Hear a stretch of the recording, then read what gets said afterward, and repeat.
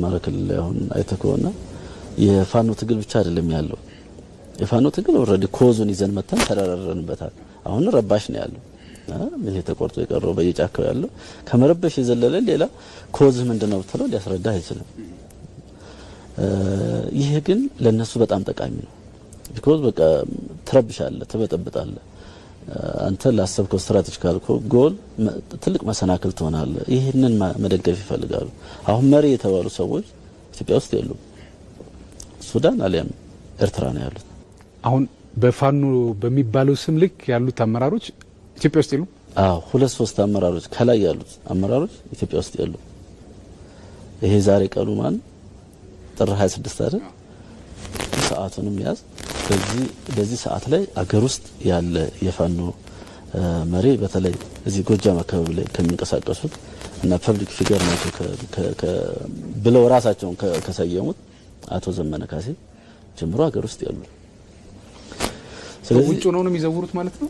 አዎ በቃ ዲያስፖራ ናቸው። ባለፈው አንድ ወዳጅ ዲያስፖራ ናቸው አለኝና እንደዚህም ይቻላል። እነሱ በራሳቸው ደግሞ የፈጠሩት አለ አገር ውስጥ ይሄን ኢንሰርጀንሲ የሚመራላቸው የተወሰነ የፈጠሩት አለ። በጥቅም የተሳሰረ አለ። ጥቅም አግኝቶ እነሱ በሚወረውሩለት ሳንቲም ወይ ደግሞ ተተኳሽ ወይም ደግሞ የቡድን እቃዎች ምናምን ራሱን አሳልፎ የሰጠ ከንቱ ደግሞ አለ። አያጡም። ያው እንደዚህ አይነት ሰው አይጠፋም። ዞሮ ዞሮ ግን ኮዝ የላቸውም። ይህንን ኮዝ እንዳይኖር ተራረባሽ በጥባጭ እንድትሆን ደግሞ የሰሩት ግብጽና ሻቢያ ናቸው።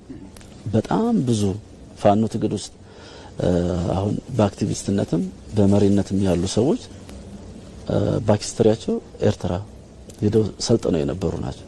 ሻቢያ የመለመላቸው፣ ሻቢያ ያሰለጠናቸው እና ዴዲ ሁሏቸውን ኢትዮጵያ ውስጥ የነበራቸውን ሁሉ ከዚህ አብዮት በፊትም የነበራቸውን ሁሉ ለሻቢያ ሪፖርት የሚያደርጉ ባንዳዎች ናቸው።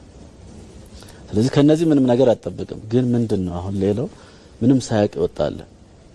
ምንም ሳያቅ ሪል ኮዙም ደግሞ ያለም ይመስለዋል። እንግዲህ እንዳልኩ መሳሪያ አንድ ቱል ነው ጥያቄን የምታስመልስበት። ደግሞ ጥያቄን ሰምቻለሁ እስኪል ብቻ ነው መሳሪያ መያዝ ያለብህ። አይ የነበረው ኢግኖራንስ አይ ጥያቄም የላቸውም ጥያቄያቸውም ዝም ብሎ ምናምን ነው ብሎ ካጣጣለው ከዚያ በኋላ አይ ጥያቄ አላቸው ሪል ኮዝ አላቸው በቃ ሰምቻቸዋለሁ ካለ በኋላ መሳሪያ ማስቀመጥ ነው ያለብህ። ምክንያቱም የመጀመሪያም የመጨረሻም አይደለም መሳሪያ። በዚያ መንገድም ለውጥ ያመጡ ሀገሮች አሉ።